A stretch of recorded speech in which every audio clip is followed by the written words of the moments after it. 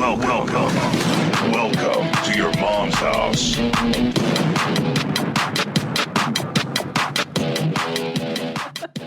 Welcome to the show. We're very excited that you are here. For those of you that don't know, this guy puts out some of the most entertaining and informative content on the interwebs. Don't forget to get the $Wise app, watch Financial Audit, and check out Caleb Hammer on YouTube. It's Caleb Hammer. Let him hear it. Listen to those fans. Wow, thanks guys. That's Dude, so nice. It's crazy. I told you, I have been watching your stuff for years, and I had the thought many times ago, I was like, oh, like that'd be fun to do that show. And I was like, there's no fucking way I'm going on that show. And I never thought, this is how my brain works, oh, I could invite you on this show.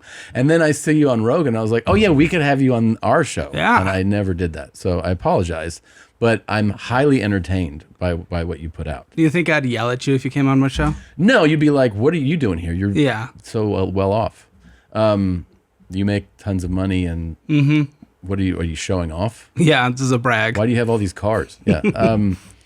No, it's just like, I love that you give it to the poors. You straighten them. You're always like, you fucking poor piece of shit. I love it. You deal with absolutely. Here's the thing. I actually sometimes will be watching an episode of your show and be like, I can't watch this because of the anxiety I get by the lunatic you have on and how fucking like delusional they are. But you know what? They're having more fun than us. I guess so. They're having more fun in life. They have no stresses. They should have more stresses, but they have should, no stresses. Because they're so checked out? Yeah, no, just like head is in the ground. They're done. They don't want to look. How do the people get on the show? They submit? Oh yeah, everyone watches it, just like you. They watch it and they go, I want to be on. So they think like you did, but they actually apply, and they go through the whole process, and we figure out who has the worst finances. And then sometimes it feels like they're there and you're like, wait, dude, do you understand the show you're on? Because they're so fucking like checked out. Dude, this one blows my mind. They all watch the show. They know the first question. I ask what they do for a living and what they make. In 50% of them, I cannot get the answer. It's crazy. What they make. It takes me like 5 minutes sometimes. Yeah, so many times you'll be like, so what do you do? And the guy goes like, let me think. Hold on. And you're like, let you think. What do you do for a living, man? It's crazy. He's like, well, last year. You're like, what about now, though? He's like, hold on a second. Let me see. What am I doing now? And you're like, what the fuck is wrong with you, man? I don't know. Those are the kind of people, I guess, going into the worst at. Did you get into it because were you raised in a financially aware household? Like, was it a discussion? No, I mean, I knew nothing. My family knew nothing. We had foreclosure notices on the house. Really? Yeah, they had me at 18, 19. My dad was a gas station clerk. My mom worked front desk somewhere. Super young parents. Super young. They had no idea what they were doing. We didn't make good money. Anything we ever did that would have been fun was just funded on debt. Either a second mortgage or credit cards. It was horrendous. So, of course, I turned 18. What's their advice? Max out a credit card to get a piano I wanted. And they're like, that's good. That's good. That's what everyone does. That's how you get credit. Yeah. You're 18. You can get a credit card now. So that was an exciting moment. Immediately maxed out a credit card like that. Took out a bunch of student loans to go get a bullshit degree that I didn't even complete. I dropped out. Wow. But of course, like most American families, especially poor American families, the answer is no matter what, go to college. That's it. That's it. And it does have a premium on investment typically, but that was everything. So it was borrow whatever it takes to get whatever degree you want at whatever school. Yeah. And I was just maxing out credit cards like crazy in college. Racking up crazy debt. Oh, yeah. It was just going out to eat every day. Yeah. Whatever you're doing. And I did work through college, but not enough to live up with that kind of lifestyle. Yeah. And, borrowing for a car because I didn't make much money and I was a delivery driver anyway, so I needed to have a car, borrowing from family. It was a complete mess. And I just looked around my shitty apartment one day and I just realized, like, I'm not going to hit any of my goals. Yeah. I'm not going to hit any of my goals. I was like 23 or something, right around there. And I moved down here in 2018. And got a sales job making $30,000 here. And I was able to use that as an opportunity to work my ass off, figure out that system, and got to six figures pretty quickly and just started chipping at that debt, consuming all the finance content I could, just chipping at it, then bought a first house and just continued that financial journey. Got a $250,000 net worth before ever starting the show. But I was like, okay, Damn. that's impressive. I'm doing pretty good by 27 or 26 at that time. I want to do YouTube. A YouTuber almost hired me. He didn't.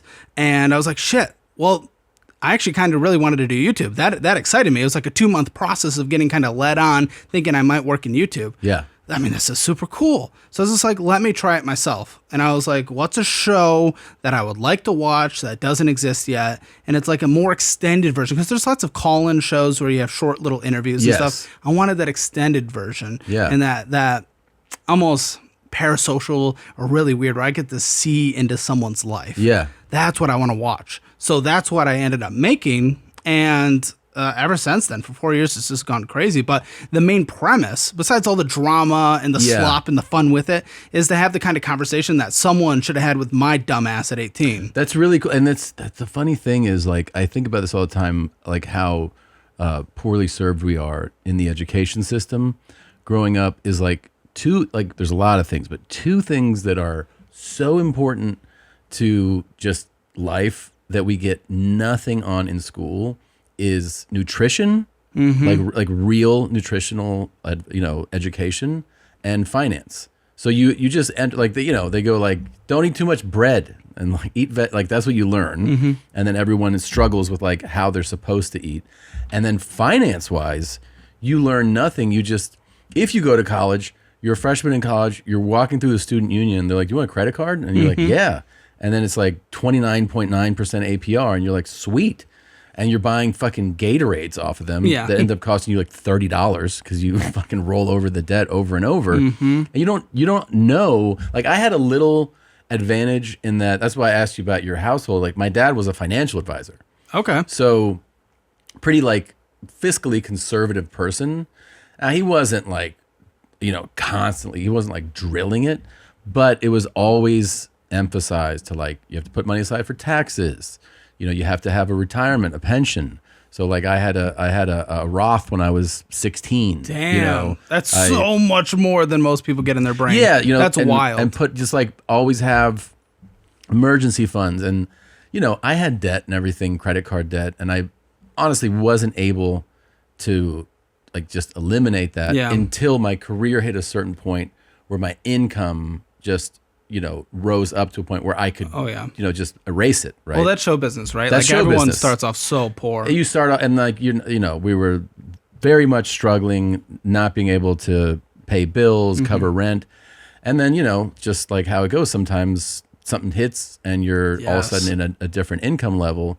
But I always had the mindset of like, you only spend more if you're earning more, right? Like everything was like about tiers of income. See, that's smart, because that's not what Americans do, right? That's a difficult thing. Here's the thing.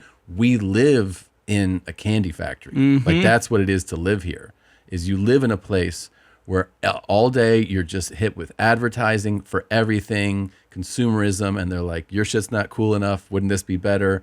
And you have to have the discipline to be like, no, yes, and be able to navigate that and think about savings, think about retirement, all these things that are not sexy to think about.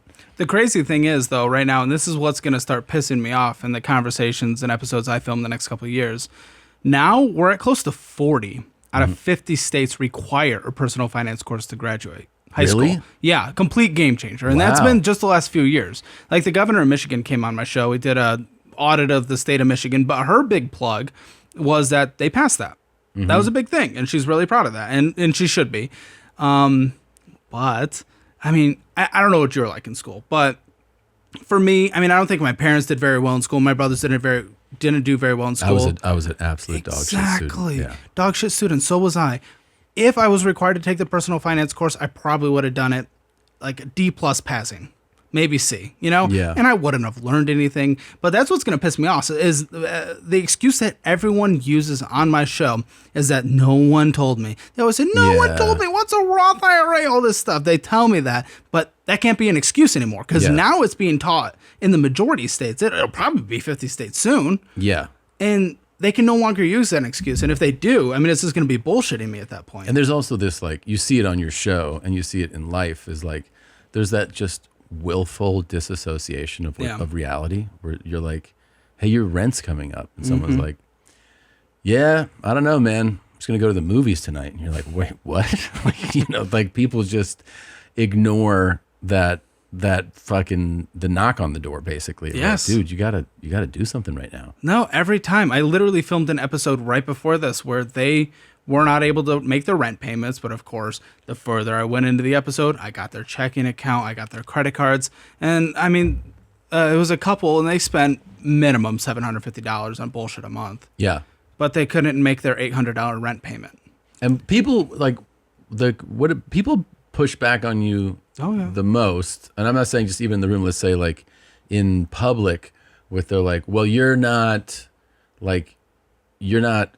being real about how costly it is out there. Sure. Like, you know, it's expensive, which it is. Like it's an expensive society to live in. Things do cost. Gas costs a lot. Groceries, housing is expensive. Everything's expensive. Like nothing is. It's not cheap. You know, unless you move to like some whatever hillbilly village somewhere that no one wants to live. Like it's expensive. Let's pretend you're the internet then, and you just said that. Okay, my response is, okay, now what? Your mother is doing stand-up in Chicago, Illinois, September 18th and 19th. Get your tickets at ChristinaPete.com. This time of year always brings up memories of when summer felt much simpler and sweeter. Whether that makes you think of days spent on a lake or setting off fireworks and risking the loss of limbs with your friends on the 4th of July, those iconic moments call for an iconic drink. And that drink is America's own Mountain Dew. Hailing from the hills of Tennessee, its citrus kick is the perfect companion to whatever adventures your own personal wet, hot American summer may entail. Whether I'm hanging out on the beach or taking my boys out on the boat, there's never a bad time to pop a top on a Mountain Dew. It's been that way since two brothers had a dream back in 1948. Times may have changed, but the same great taste of the mountains remains the same. And whether you're celebrating this 4th of July around the grill, at the beach, or right in your living room, sipping on a Mountain Dew is the best way to kick off a damn good time. I do it. You should do it. It's summer in a can. Enjoy the refreshing citrus kick of Mountain Dew, an American original, tasting great since '48. Look for American Dew limited time packaging or find it in stores near you at mountaindew.com. That's mountaindew.com. One of my favorite things about the summer is the freedom to dress for how things feel. More relaxed days means reaching for breathable, go anywhere pieces that I can wear on repeat. That's why I keep coming back to Quince. Their focus is on crafting well-made essentials that naturally become everyday staples you'll want to live in all season long. Quince works directly with ethical factories to cut out the middlemen, so you're paying for exceptional quality, not brand markup. Their European linen pants and shirts are breathable and easy to throw on, which is exactly the summer upgrade your rotation needs. And their lightweight cotton tees and sweaters are the perfect layer you want for when the summer nights cool down. They absolutely have everything. It's stylish, it fits great, and it's ethically made. Plus, Quince has curated a collection of everything from home to travel to everyday essentials to ensure you're completely outfitted for the season and those to come. I've tried their cotton tees. They're so comfortable. They look great. They're amazing. Make your summer wardrobe easier. Go to quince.com/mom for free shipping on your order and 365-day returns. Now available in Canada too. That's QUINCE.com/mom for free shipping and 365-day returns. Quince.com/mom. Mm-hmm. So what's the answer? Do you just roll over and give up? Like, that can't be it. Right. We're in a society where we make the vast majority of the outcomes in our lives depend from the choices that we make. You can come from really hard backgrounds. Some people are going to have that harder time getting up. If you grow in pure Povertyville, heroin, boonies in the Appalachians or something. Yeah.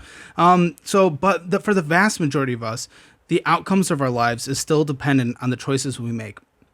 And even on that grocery spending thing, because I know we saw bad statistics these past few years with inflation. And, coffee went up like crazy for a little bit. Eggs went up like crazy for a little bit. They weren't really inflation driven. They were more market things with like bird flu happening and big drought in Brazil for the coffee beans. But either way, with all that, tracked by the Federal Reserve as a percentage of income that it costs to fulfill a standard grocery budget in this country, it is cheaper now than it was 100 years ago when people were living the best American dream, right? When we all look back at the white picket fences, everyone could get a house, single income, you know?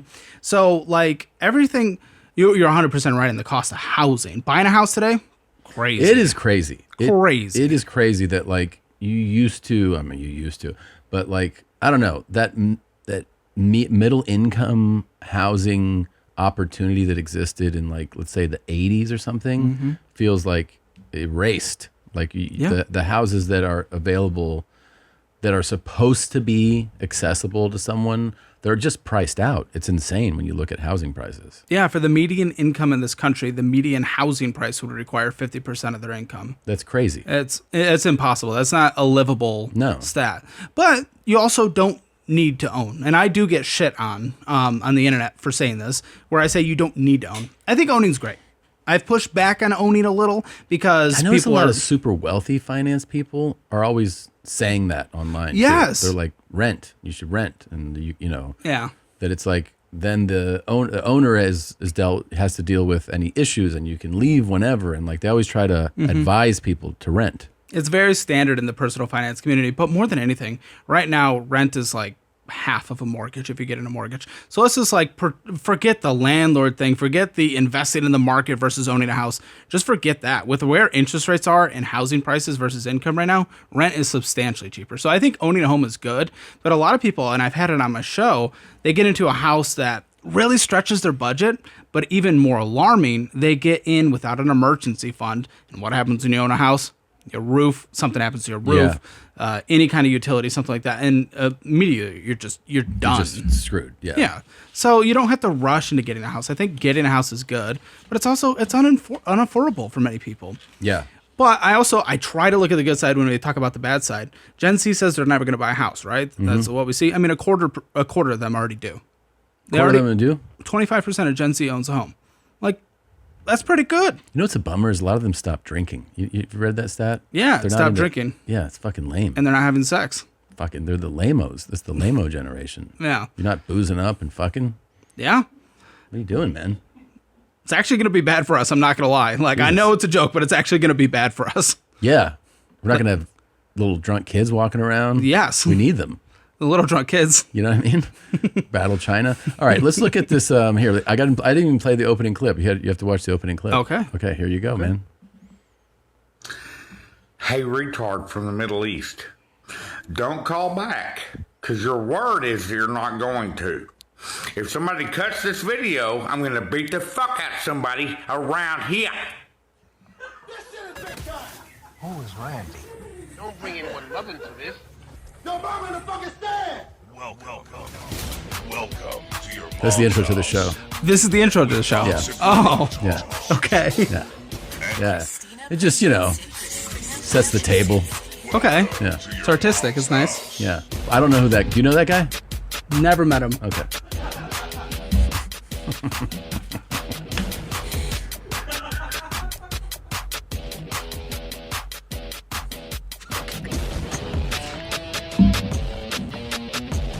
So we sit here. We just sit here. Oh, okay. You can dance if you want. People Little- sometimes. A little too white.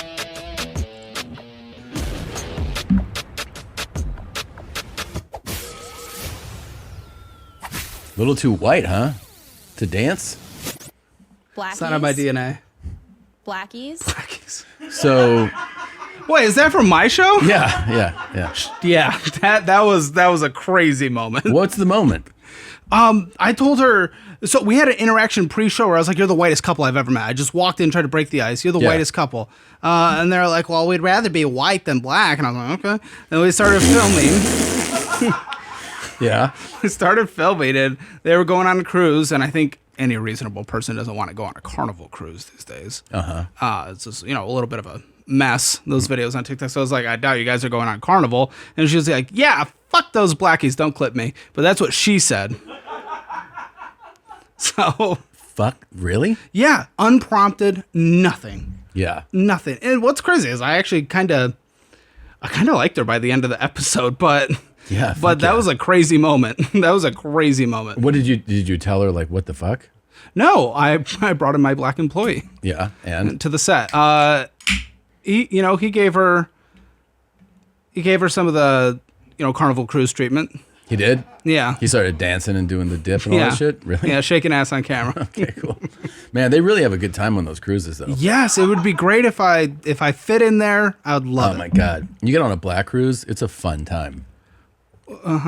Yeah. I mean, You never been on one, that's not mine. dude?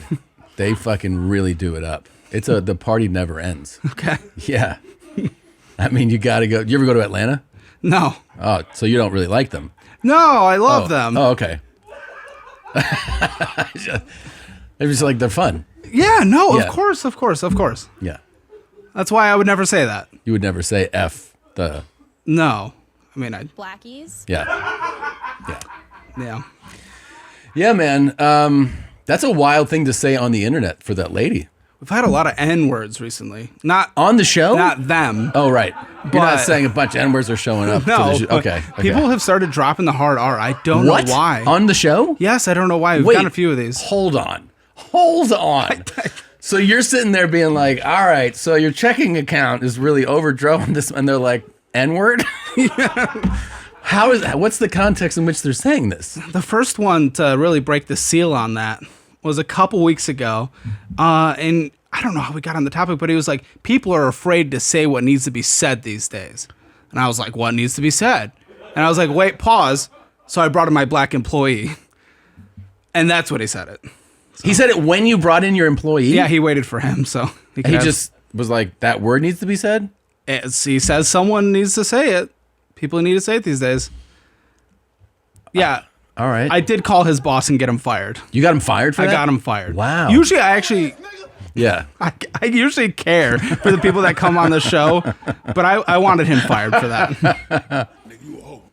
So that's wild. Yeah. That is crazy, man.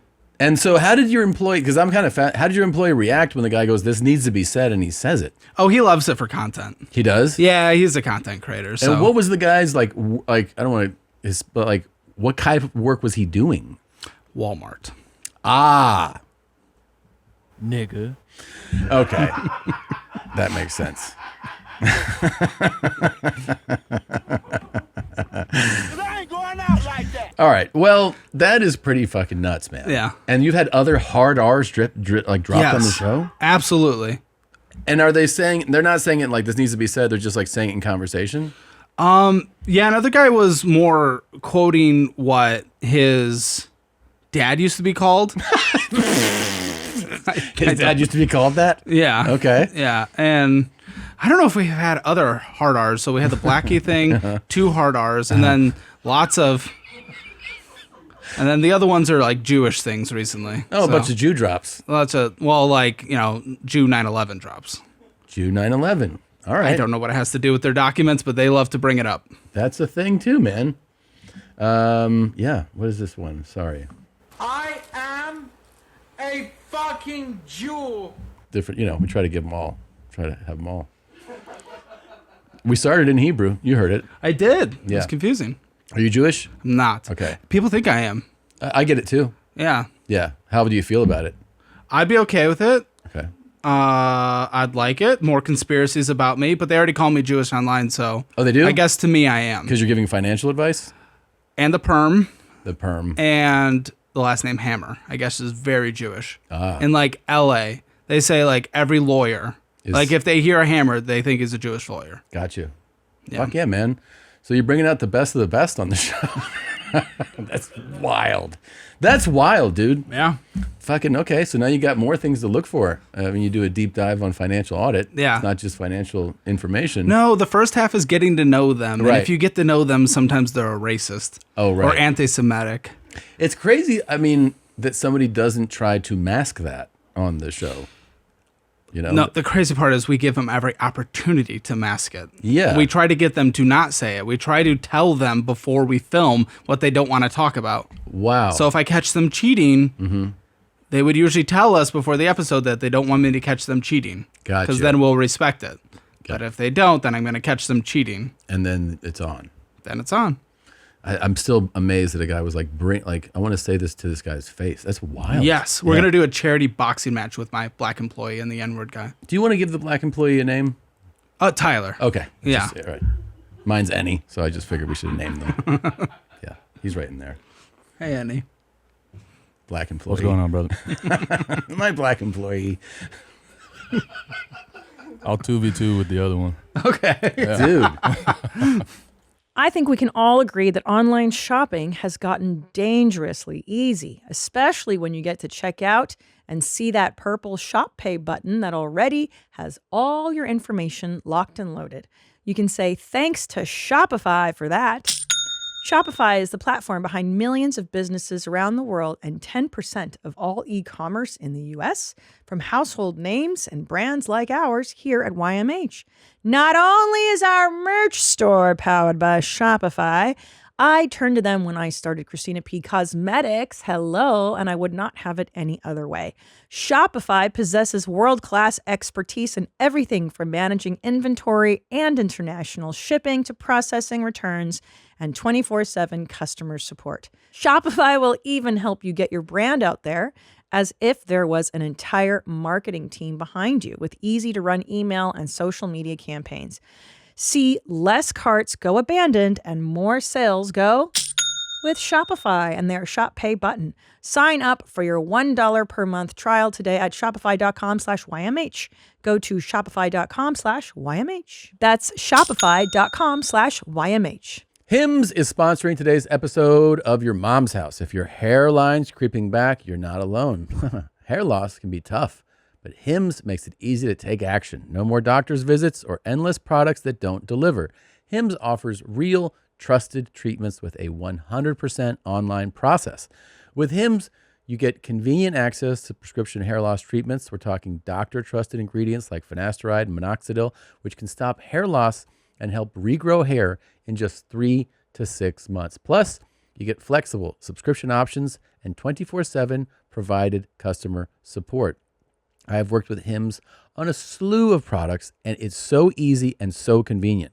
For simple online access to personalized and affordable care for hair loss, weight loss, and more, visit hims.com/YMH. That's hims.com/YMH for your free online visit. hims.com/YMH. Featured products include compounded drug products, which the FDA does not approve or verify for safety, effectiveness, or quality. Prescription required. See website for full details, restrictions, and important safety information. Individual results may vary based on studies of topical and oral minoxidil and finasteride. So the staff here is fantastic, including the black employee. And they submitted some financial questions. Okay. I thought it'd be fun to, I don't even know what's in here. I'm ready. But let's just see like what they're asking. I used my whole paycheck betting on Australian women's tennis and lost. I guess. Oh, that's the question. That's not really a question, it's a statement. But I guess we should probably tell him that's a poor idea. I'm guessing this is a man. It's not good. Yeah. Annie, is that you? It is not me, but I mean, I've done similar things. Yeah, there's a lot of gambling has gotten really popular. Yeah. Do you feel like it's okay as long as it's like a small percentage of what you have? No, I think it's okay if it's not addicting. Yeah. If people don't like ruin their lives with it. Yeah. Same thing with porn, weed, drinking, whatever. Anything like that. Watch a little porn, smoke a little weed, bet $50, and then move on with your life. Yes. Yeah. Okay. It's financial advice officially. Fair. I kept all my money, life savings in my checking account up until last year. I'm 24. Okay.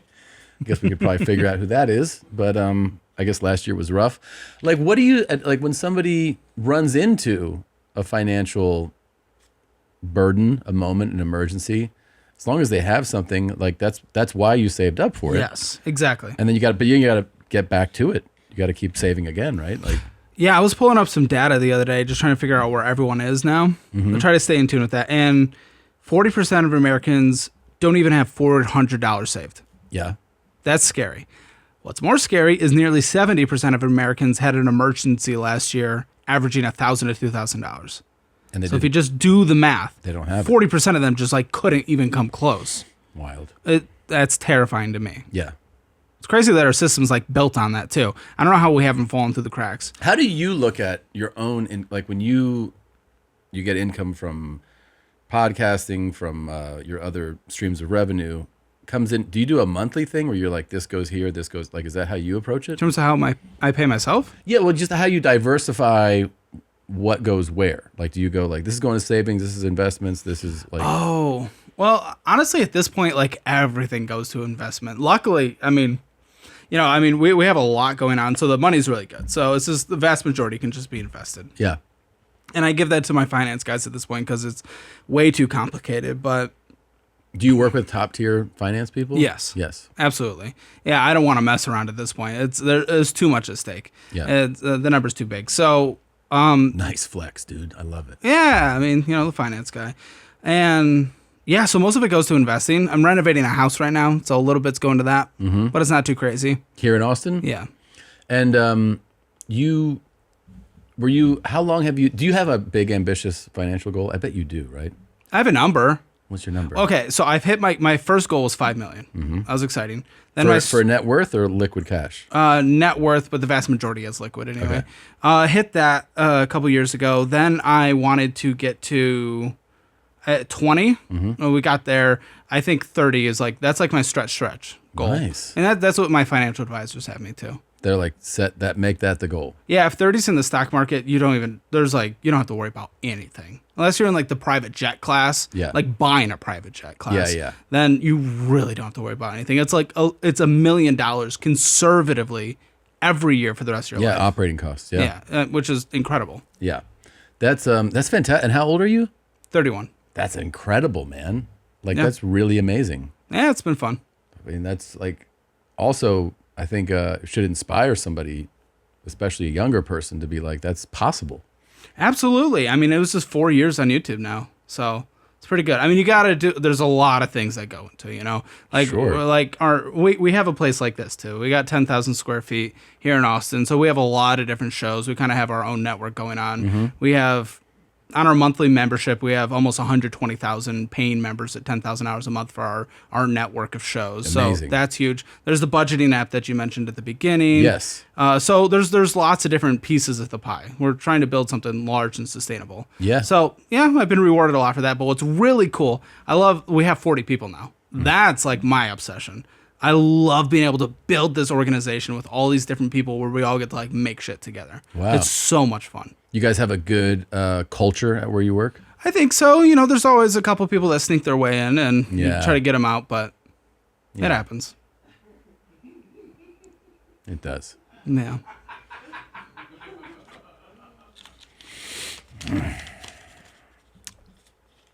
I frequently use Klarna to finance Uber Eats orders. That I'm not actually against. Really?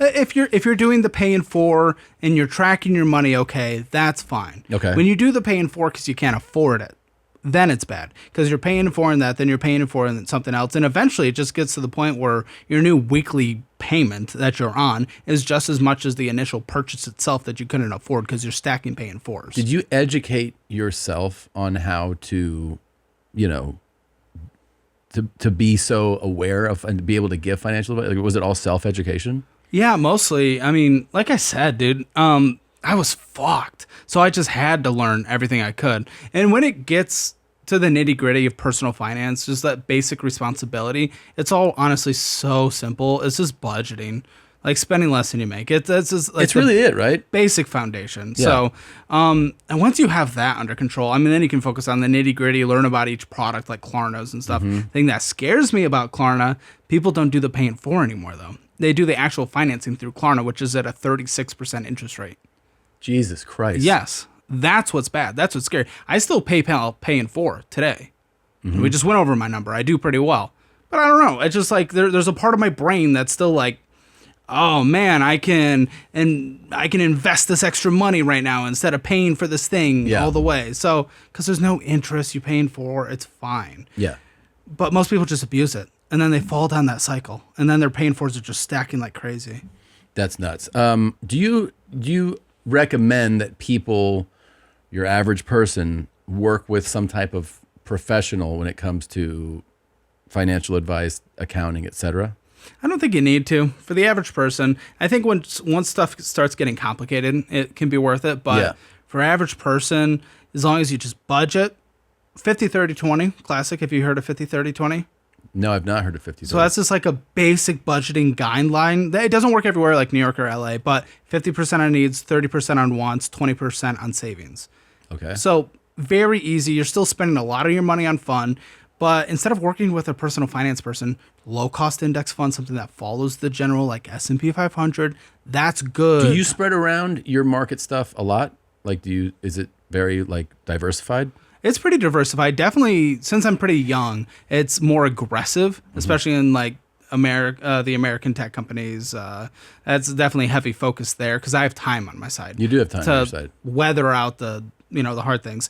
I mean, I would probably have more conservative if I was older. If I was like 55 or something, I would probably be a little more bonds focused. But yeah, we got some international in there. Got a little bit of crypto. Got a little bit of gold. Got a little bit of everything. So, okay. But definitely like full USA American stocks. See, I have a theory when it comes to like people who invest. It's that if you have like a household, I mean, you said yours was not very like financially adept, but I think if you're around the markets when you're young, then when you start making money, you gravitate towards that. And that people that come from like real estate households, they gravitate towards that because most people I know, working people that have investments, it is like there's like hard splits. Like my real estate friends are like so real estate heavy. Yes. And then my stock market friends are very much into that. And like for me, because I grew up in a household that talked about the market, it's where I feel more comfortable. And I've been talked out of almost every real estate possibility that I've ever considered. Do you own a house? Yes, but I'm talking Okay. about as like Extra. extras. I have come to kind of a conclusion on my side when I think about for the average American. Yeah. Like at the beginning I said, maybe renting makes more sense. But I think actually for the average American, if you can get in a house, now I'm starting to think most should. Because the average American is retarded. Yeah. So wait, you most should what? Get a house. Okay. Because again, they struggle. They spend everything. So the entire thing of not buying a house is so you take that extra money that you get from renting right now and put it in the stock market. That will make more money than housing appreciation. But the average American saving rate is like 2% last year. Are they really going to invest the rest?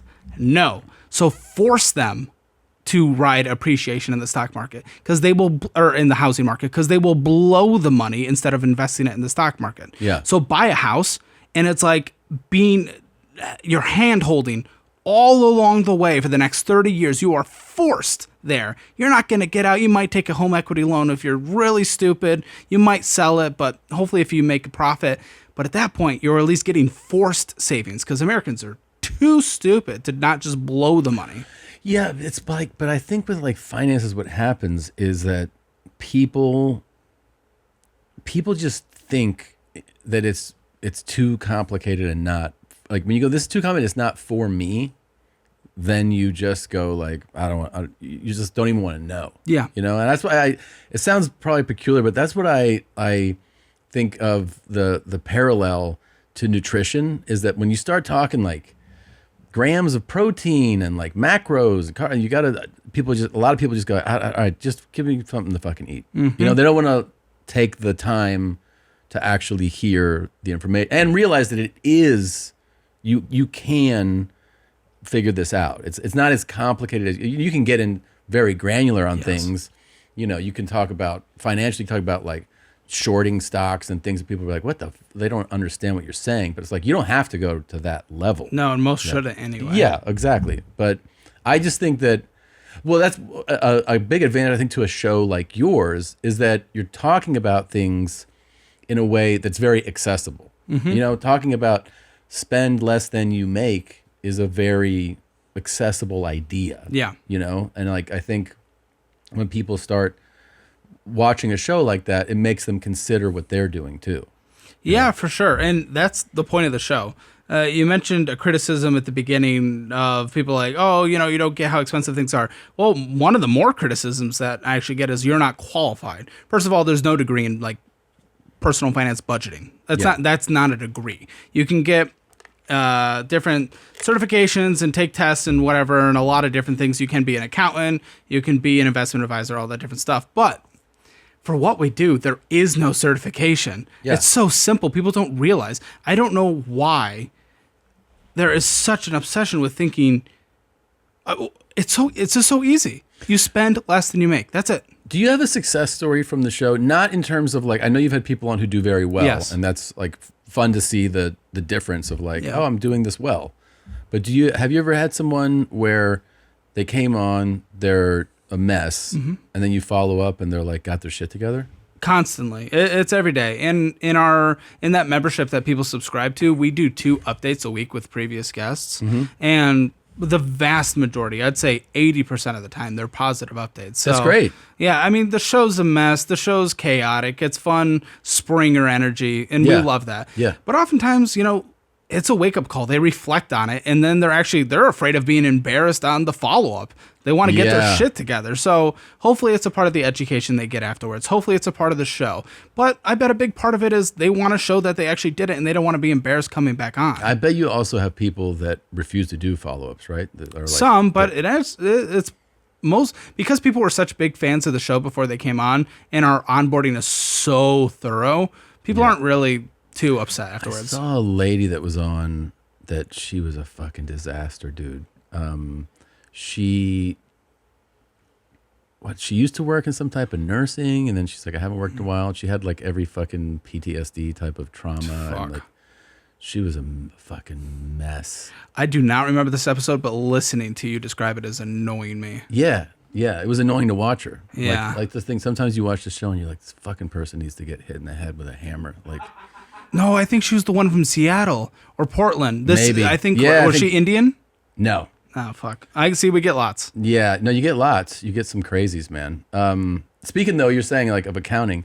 I don't know if you know Mike Fidelli. I'll just play this for you. This is out there too for people, I'm Mike Fidelli from Fidelli & Associates. We're here in South Beach to provide income tax and IRS services to high net worth athletes and entertainers who have many serious IRS problems. If you do, DM me and we'll get you out of all your problems.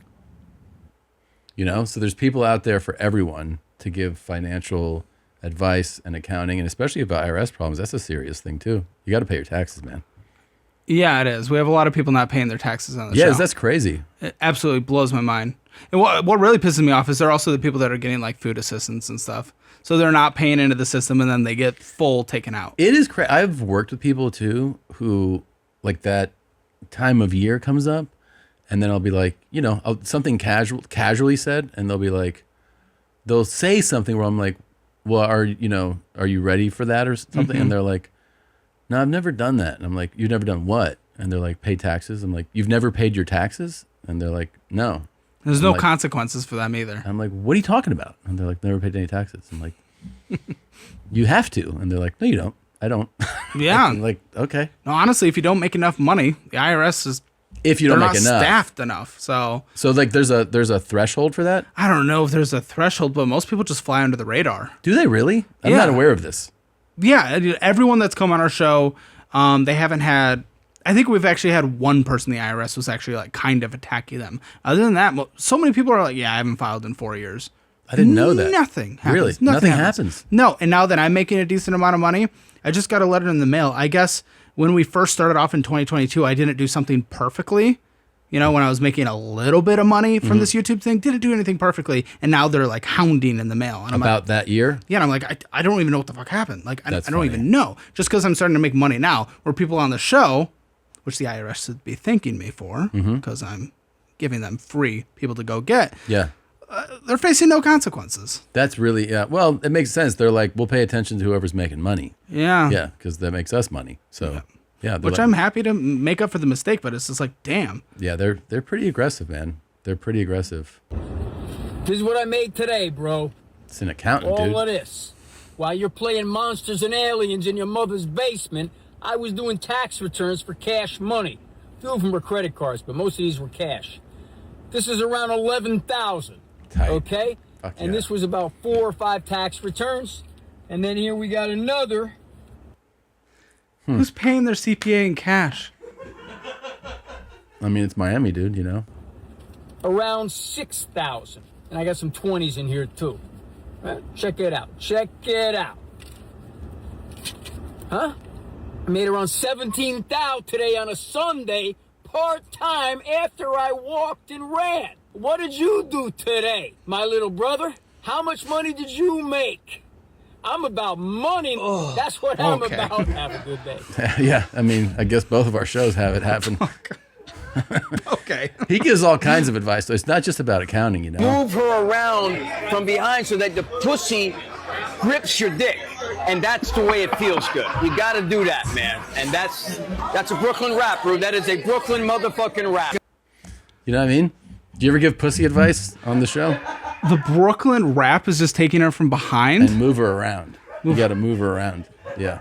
So it grips the dick, I think. I think that's what he's saying to do. I like hitting it from behind. You Yeah. can get the pussy to grab you better Yeah. when you're going from behind. You know what I mean? So I like to do that from behind. It doesn't matter. What about you? Do you like it from behind? I am a behind guy. You are? Okay. Are you going to take Mike Fideli's not only accounting advice, but his Brooklyn rap advice and move it around so that it grips the dick better? I am. Yeah. See? See, you financial guys give all kinds of advice. That's good advice. Yeah. You know? Oh, that's it. Okay. Yeah. Face is not withdrawn. It's not like sunken in, but your jawline is stronger. Like your jawline is stronger, and you know, and bitches like that.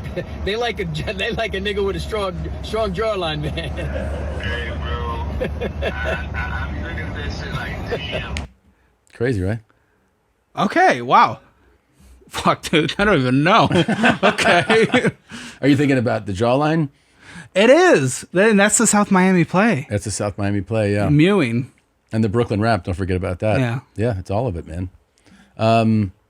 Let's see. There's you're a sales guy.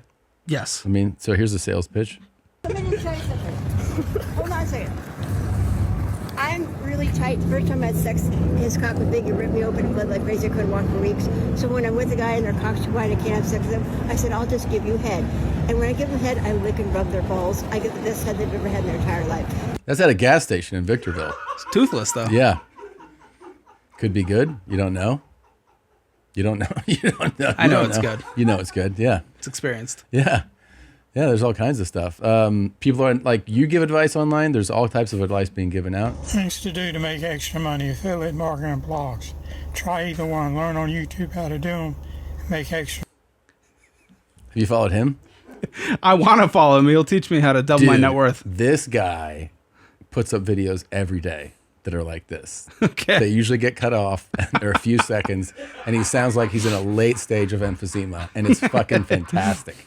He also gives soccer updates. Yeah. They're all out there. You should have him on the show. I bet that'd be fucking amazing. I'm open. Sir, could you please head up Caleb to be on Financial Audit? I would love to watch that. CalebHammer.com/apply. Fuck yeah, dude. Let's see. I have something else to show you. Oh, we often play a game.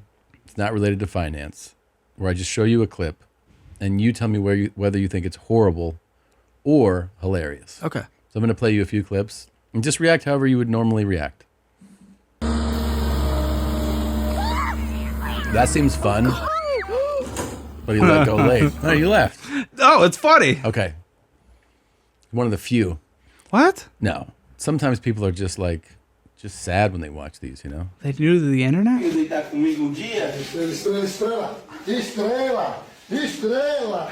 Calma. Posso? I feel like that hammock. Oh, he broke his leg. It's fun. I don't speak that language, but it's good. Yeah, that was Portuguese. Oh, shit. I wonder if that'll land on her head. What's your bet? Yes? Hope so. Yeah.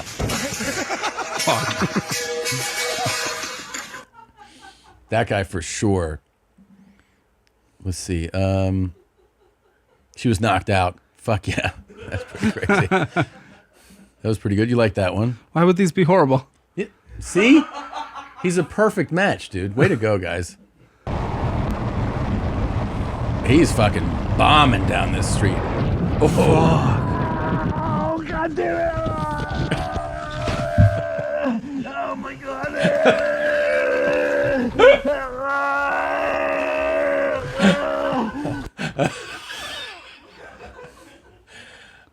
Is that before he gives the blog and finance advice in his car? I think so, yes. Learn how to market on YouTube. The thing is, the scream is so great. That's what always gets me, is when someone's screaming in agony. Yeah. I really, that's what makes me laugh the most, you know? He's okay. He's fine, He's good. dude. He's totally fine. Oh, God damn it. Let's see. He was okay. He just had some scrapes. Yeah, he's fine. Way to go, sir. You're totally fine. Do you have general advice that you... Well, I guess the 50-30-20 is kind of a good one, right? That's good, yeah. And then quite simply, spend less than you earn. Yeah, I mean, that's a good one. This show takes you in different directions. I know. I like to go. This is very weird. I know. I Is love it. Yeah, No, yeah. this is great. Okay. Yeah. Pay off your high interest debt first. Yeah. Your high interest debt first. Uh-huh. Save up a fully funded emergency fund, 6 months that you need to live. Yeah. And then you can start living your 50-30-20, where you can start having fun again because you saved up for an emergency and you paid off all your bad debt. And at that point, you're hopefully just riding the compound growth that comes in the marketplace with you. If you're older, Yeah. you got to maybe do like 50-25-25. 25 to invest, 25 for fun. Got to play some catch up. A lot of people are playing catch up in America anyway. I mean, people take so long. They say, oh, you know, I'm young, I'm in my 30s, or I'm in my 20s. This is when I want to live. Yeah. And I want you to live there, but that's usually also when you have like the highest amount of student loans. Yeah. You don't really have any assets yet. And you're also in the best decade of your life to invest in the stock market because you get that incredible returns, that bell curve. You want to be investing as early as you can because you want time on your side. Do you have, you're a young guy, you're 31, you're obviously done phenomenally well. Do you have indulgences that I'm saying, you know, cost money? I mean, the house renovation is a little bit. Yeah, I but bought that a new seems- house. That's like pretty conservative. Pretty standard. Yeah. Okay. So I have a flying phobia. You have a flying phobia? Yes. You don't fly? We're working on it. So Okay. I did recently. But to get over it, I wanted to have more control. So I rented a private jet. Ah, you chartered. That was a splurge. That's a very big splurge. Yeah, it wasn't far because I didn't even need to go anywhere. What So- size aircraft did you go on? Do So you know? tiny. It was so tiny. It was 6 seats. Okay. I think it was the same plane that crashed in Austin, Texas, or on the way to Austin, Texas, like a week ago, if you saw that. Yeah, some CEO in Austin died, I think, on that private jet. Was that a NetJets flight? Yes. Yeah. Yeah. So I just did a super quick San Antonio and back from Austin. Okay. So it's practically nothing. But I just wanted to get on the plane again because I haven't been on in like a decade at that point. What's the cause you think of your flying phobia? Did you have a bad experience? No, I really like to be in control. You want to know something kind of interesting? Give it to me. Statistically speaking, you're much safer in a commercial airliner than you are in a private. I'm not afraid of dying. I don't care about the crash. I don't care about turbulence. I don't like being stuck in a situation that I just can't like leave. Like, I don't know why. It freaks me the fuck But how out. could you leave the charter? I could be like, yeah, I gotta have like diarrhea. Let's land. You know, go to the nearest Okay. airport, right? But I can't do that with Delta. Oh, so you just want to be able to be like, land now. I guess just having Okay. that, like, and not that You're even, not afraid of crashing and dying. No, You're just afraid of, what is it like do you like not like crowds and like the whole airport I'm good with crowds. Airport experience, I'm good with. It's literally being on the airplane and not being able to say, I need to change something. Yeah, because it's like, I guess if I had a traumatic experience, I'd like panic attacks are super scary. Have you had one? Terrifying experience. Yeah. And I'm afraid like if I have one and I can't like do something, that's like scary. So if like you're stuck there, Yeah. you're stuck there for a few hours. Yeah. So like going back up to Michigan, my home state, like that's 2.5 hours. I'm stuck in that situation for a while. So that part's scaring me. So you have not flown in how long? Well, But before previous this? that, Yeah. like 10 years. 10 years? Yeah, just road tripping. So that obviously means you don't travel internationally. No, but the 10 years ago was international though. So would you do that again or no? Yeah, I want to, and that's why I met with a specialist, and that's what we're working on. Oh, you're really working on that? Okay. Yes, so I'll be doing a commercial flight. Gonna do like the World Cup semifinals in Dallas. That'll be fun. You're gonna fly to Dallas? Yes. That seems one you could drive to though. Yeah, but I mean, I want to get on a commercial airline, get that. Oh, you're experience. gonna get on the commercial airline. Yeah. How do you feel about helicopters? Dude, I don't know. Everyone's dying in helicopters right now. Yeah. Yeah, I don't really want to do that. I put my family on a helicopter the other day. Okay. But I don't want them to die either, but I just didn't want to go. Yeah. Yeah. You put them on a chopper. I did. Yeah. a nice, big, safe one? Nope. But they're good. Okay. They were safe. How long was their It was flight? literally smaller than this set that we're in right now. Yeah, like a little R-22 or something, man? I don't know. It was a tour helicopter in Austin. Oh, okay. They took a tour? Yeah. It was really cool. They loved it, but I don't know. The news, people are dying in these helicopters. Yeah. Yeah, they do. They do die. I don't want to. Yeah, no. I just ran into a pilot.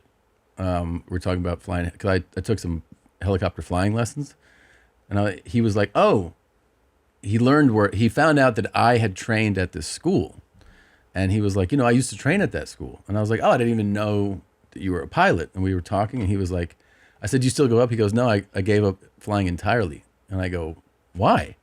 And he goes, because I just kept running into other pilots who were like, oh, you know who died? This guy. You know who did this guy? It was just like listing that people that he knew were all dying. Helicopters are not worth it. I don't know. It's so fun. Okay, I'll go. If you take me flying, I'll go. Really? If you you'll go?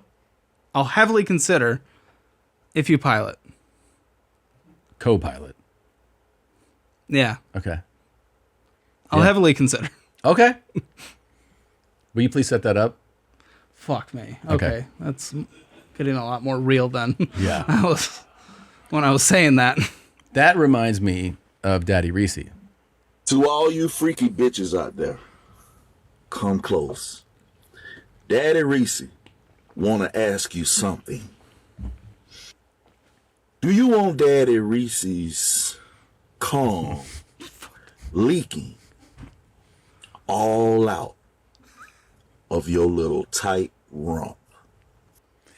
He's a regular on the show. He puts out content, and we just try to feature him whenever he drops something new. Okay. It's Yeah. great. Yeah, he drives a truck.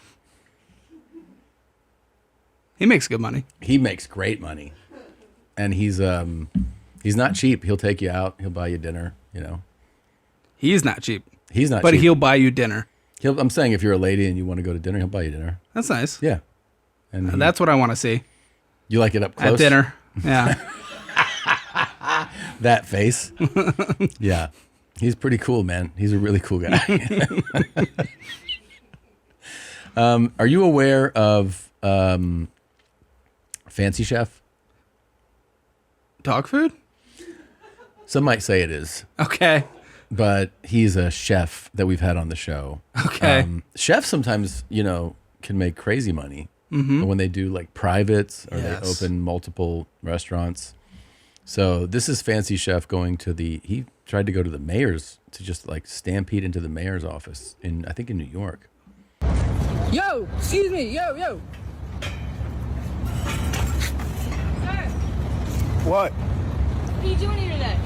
I'm going to see the mayor. I got to talk to the mayor. It's a hunger crisis in New York. I got to go talk to him. Can you just leave me alone? I don't want to be bothered right now. Take off, please. Bye. Hey, how you doing, sir? Oh, how you doing? How can I help you? I got to talk to the mayor. It's Okay. a crisis, a hunger crisis in New York. And guess what? I got to talk to him. I got the recipe to handle this and solve it. I would like to get him on Financial Audit too. Yes. Because he's got a crazy quote for private dining. I want to know if it's really coming in. Does it have the hard R in it?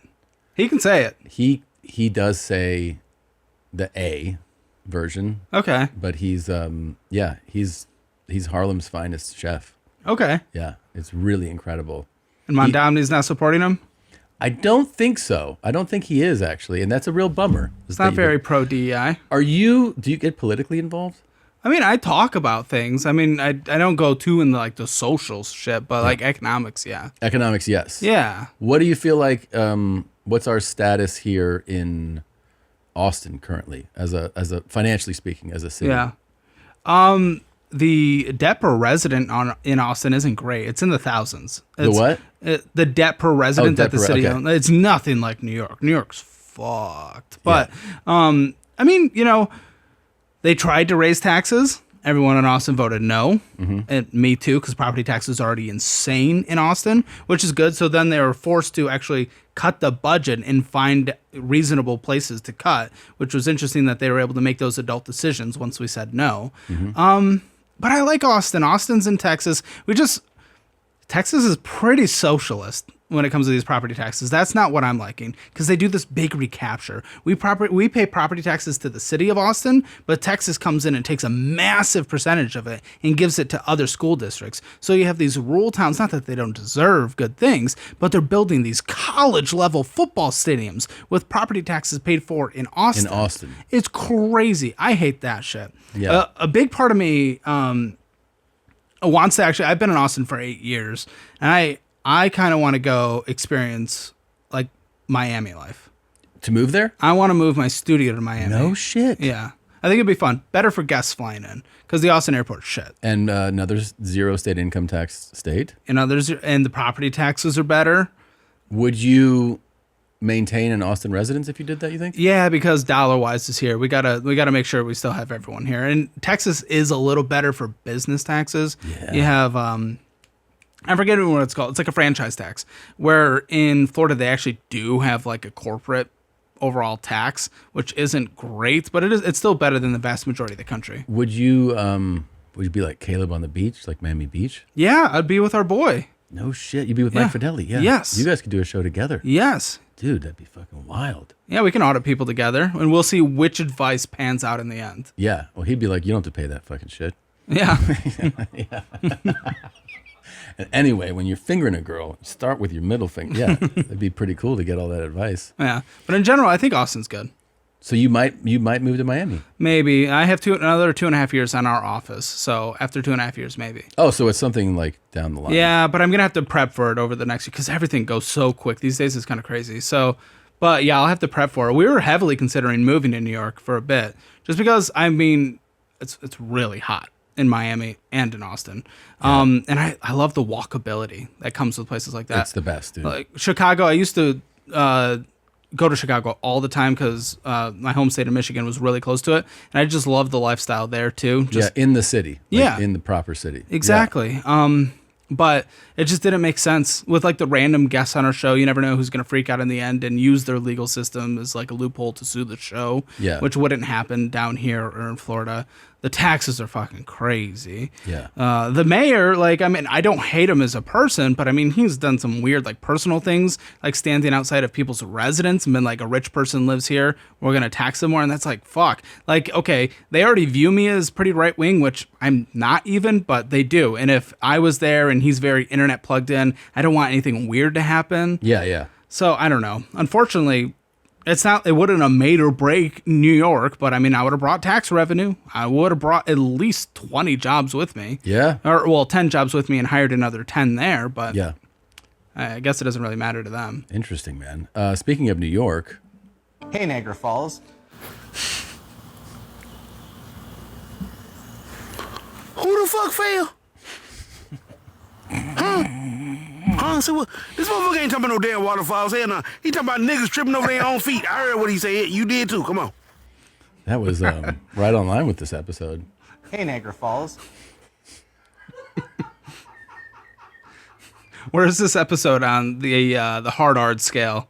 Right in the middle. Right in the middle. Yeah. The average. Yeah. Okay. Hey, Niagara Falls. Yeah. I don't know. I would have enunciated that differently. Hey, Niagara Falls. There you go. Hey, Niagara Falls. All right. Oh, man. Where does it fall on the financial audit? It's light recently. Yeah. It grows. Yeah. Holy shit. Let's see what else the staff's asking or saying. I don't know what they're saying. I haven't looked at my bank account balance in 2 weeks. Is that bad? No, unless you're really bad with money, yeah, should be okay, right? If you're leaving a couple $100 in there, yeah, you're probably fucked, yeah, and overdrafting. But I think it's okay. It's okay. You got smart people here. Okay. Some, yeah. Yeah. Okay. Says, I, 24 female, have been paying $240 a month for 6 months for a luxury gym membership I've only used twice because I got injured elsewhere. When I tried to cancel, I realized I'm locked into a 12-month contract. Yeah, you fucked up, girl. Yeah. I don't know. That's it, right? That's kind of it, right? Like if you're in the contract, it's kind of hard to break it. $240 a month? Is She that what signed that it. costs? Yeah, Equinox, right? That's what it costs Like a lifetime. month? It's brutal. Really? Yeah, me and my girl got it too. I'm not going. No. Not as much as I should. What do you want to get serious about your fitness? I'd love to. I don't know. What's crazy is I actually get really good activity. My activity score on the Aura Apple Watch, great. It's food. Play a lot of football. I eat like shit. Yeah. Not football, pickleball. But yeah, no, I eat like shit because I work so long, and then at the end of the day, I'm just like done. Like it's interesting. I was able to cut out going out to eat and everything when it came to budgeting, but the moment it came to health, like for some reason, it just goes in my brain. It's the hardest thing. Yeah. Eating right.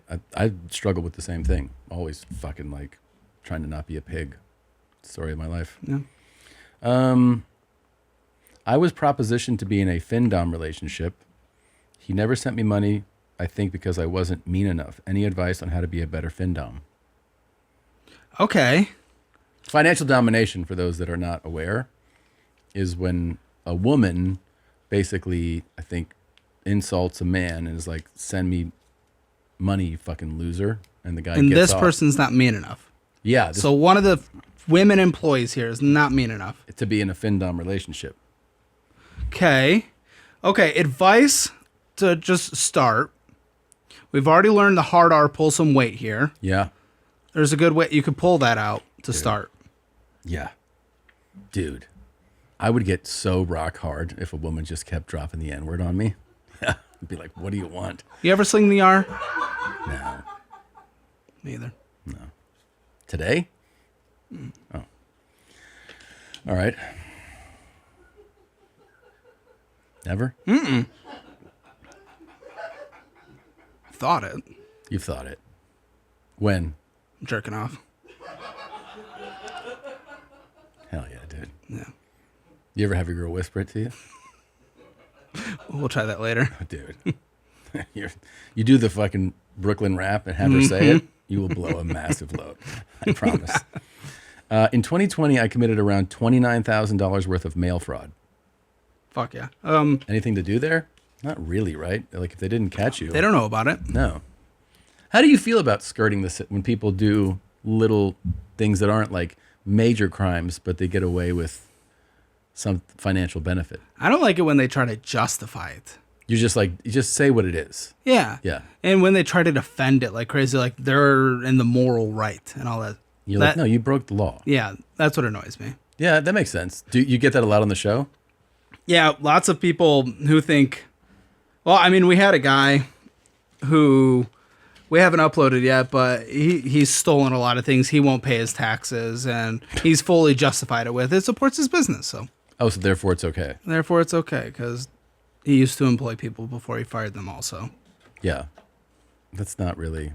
It didn't work for me. No. Like, just say what it is. Yeah. Yeah. Yeah. He was stealing trucks and things, I think. Really? I think. He was stealing something. He was breaking into things and stealing things for the sake of his business. I mean, it's like when somebody goes, if you were struggling enough, would you steal to feed your family? And everyone's like, Right. yeah. Yeah, of course. But also, you stole, right? Like, you can just be like, yeah, I did it for this. But like. And also just get on food stamps. Get on food stamps, man. Are they still around? Yes. No, we got people on food stamps endlessly on my show. Really? Endlessly. But, of course, they're on food stamps, which means they don't meet an income threshold, which I think in Texas is like for a single mom with 2 kids, it's like $3,500 a month. If you make under that, you get food stamps. And oftentimes it's their choice not making that much money, though. And that's what's crazy. I think it really sucks if someone gets laid off. Let's help them. Let's help the fuck out of them. Yeah. But when I have someone who comes on the show and they're like, well, I'm just trying to build my own business. I'm like, Okay, so we're literally supporting you, subsidizing you trying to create your business. Yeah. Like, I guess what I should have done when creating this thing, instead of working 2 jobs at once, I should have just stopped, let the society support me so I could try this thing. Yeah, but don't you think that just comes down to like, there's never going to be, you're never going to convert somebody with that mindset to being like a driven winner. Yeah, absolutely. You know? But of course, they're the one trying to build a business and we're supporting them. So what is there to do in the end? I don't know. Yeah. So hopefully fix the system, but yeah, I'm not that guy. Do you believe in doing anything to, like, if you're struggling to get by, and one of the housing we talked about is a big deal, right? And if you don't have the access to pay for the house that you need or the rent that you need, get roommates. Yeah. Just do whatever in order to like get by, right? Well, you need a roof over your head. Yeah. Without like an address to mail, it's hard to get on benefits. It's hard to get a job. So you need an address. There's group homes. It's really not good. There's group homes where you like a woman could live with like 5 other women, 10 other women. It's not great, but there are so many options that people aren't willing to do as a last resort. Mm-hmm. That's what really sucks is people will justify the fuck out of getting a 2-bedroom apartment for them when it's 50% of their income. When we find on Zillow or apartments.com, whatever, we find a studio apartment in that same area that is like 60% of the cost on a monthly basis, but they just won't do it because they feel it's beneath them. Or I worked my ass off in college to get this job so I could finally live on my own. I deserve the 2-bedroom. So then they spend too much. Yeah. Yeah. And what you should do is just do whatever it takes to not spend as much, including offering yourself up. Black guys who love to fuck and fuck good. If you're a hot black guy and you want to fuck me at $23.95, if you want to move in, you can move in, but you gotta fuck me. I need to be fucked a lot, man. Get free food, free rent, and everything else, man. Here's the deal, man. You know. I want your take on something. Yeah. I was having a debate with my friends the other day. Who do you think gives the best blowjobs? Out of any group. Any group of people. Just curious your take. I haven't had many from guys, so it's hard to say like if they're the best. But just your brain can get a little gay before your body though. Right. So like what would you think? I would think that like a guy that's been chugging cock for years. I think it's black men. That's the hill I'm dying on. That they give the best blowjobs? I think so. I think it's a sassy, fat black man. Wow. Because, I mean, no one really wants to get with a fat woman, but we know fat women give the best head because it might be the last one they ever see. Wow. But yeah, think about it with a man. You got the thick lips, big black dude, sassy. I feel like that has to be the top You think the tier. sassiness plays a role in the BJ? I think so. Okay. You get the motion and the sass. Okay. So that's what I personally think. I don't know if I'm willing to test it myself, but that's what I think. And that you're saying that the men, for sure, you're saying are ahead of the women. I think so. They know how to work the system. They just know the parts better. Yes, of course. And have you had anybody weigh in on this, like who has experienced this?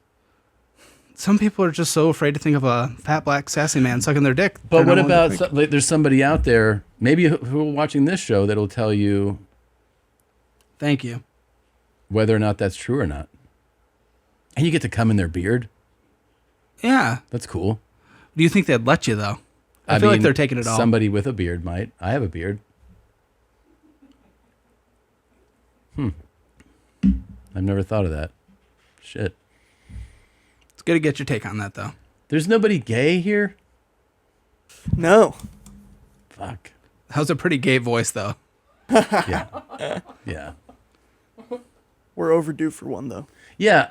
Well, let's put it out there. And this is a great thing. Well, I mean, you won't be here for the feet, but when this episode comes out, if you're in the gay community, is there like do you find a certain group gives the best head? That's really interesting. It's important science. And then from women, do you think there's a class of women that gives the best? The higher the class of obesity, the better. Wow. Unless we get immobile. Immobiles are I feel like immaculate. a little less motion there.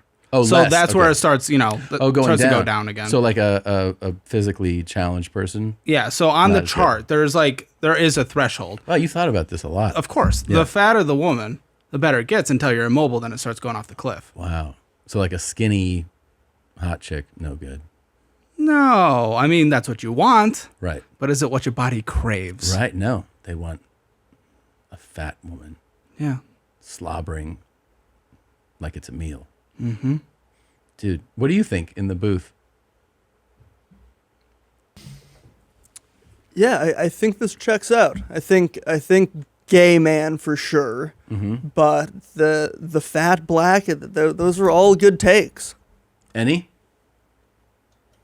I already said in the past we do everything better, so I'm sure we do that better too. Wow. Shit, man. Mm-hmm. Cougar? I mean, these are all straight facts, it sounds like. Man, like everyone's supporting your idea. Of course. That's a hot It's take. science. Yeah, that's a hot take. Spend less than you make, 50, 30, 20, and get a fat, black, sassy man to suck your dick. Also, get the Dollar Wise app and watch Financial Audit on YouTube. Those are all the plugs. I'm trying the Brooklyn wraparound later. Dude, try the Brooklyn rap and do your accounting in cash only. That's the best advice I can give. Thank you so much for coming on the show. This was super fun. And yeah, I hope we get to. I'm going to take you out on a helicopter. Fuck. Yep, it's happening. Thanks for watching. Thanks for listening. We'll see you next time. Welcome to Lucifer's Lair. Oh, guess them. You all know my digits by now. Oh, guess them. Come over and fuck the shit out of me. Oh, guess them. Put clamps on the nipples, man. Let's get down with brass tacks. Rump.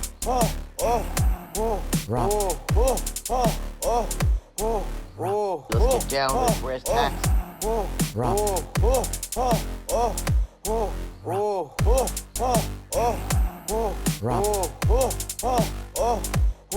Rump. Let's get down with brass tacks. Rump.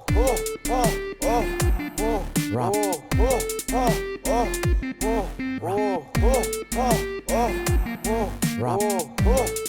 Rump. Let's get down with brass tacks.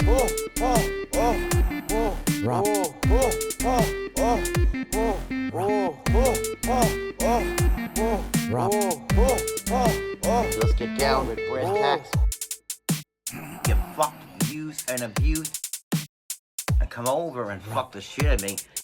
You fucked, used, and abused. Get off! Oh yeah! Welcome to Lucifer's Lair. Oh, guess them. You fucked, used, Rump. and abused. Get off! Oh yeah! You fucked, used, and abused. Let's get down with brass tacks. You fucked, used, and abused. Get off! Oh yeah! You fucked, used, and abused. Come over and fuck the shit out of me. Smack me around. Open my leg. No holds barred. Gay dad or bi dad. What this fuck hole, man? Let's get down with brass tacks. Get off! Oh yeah!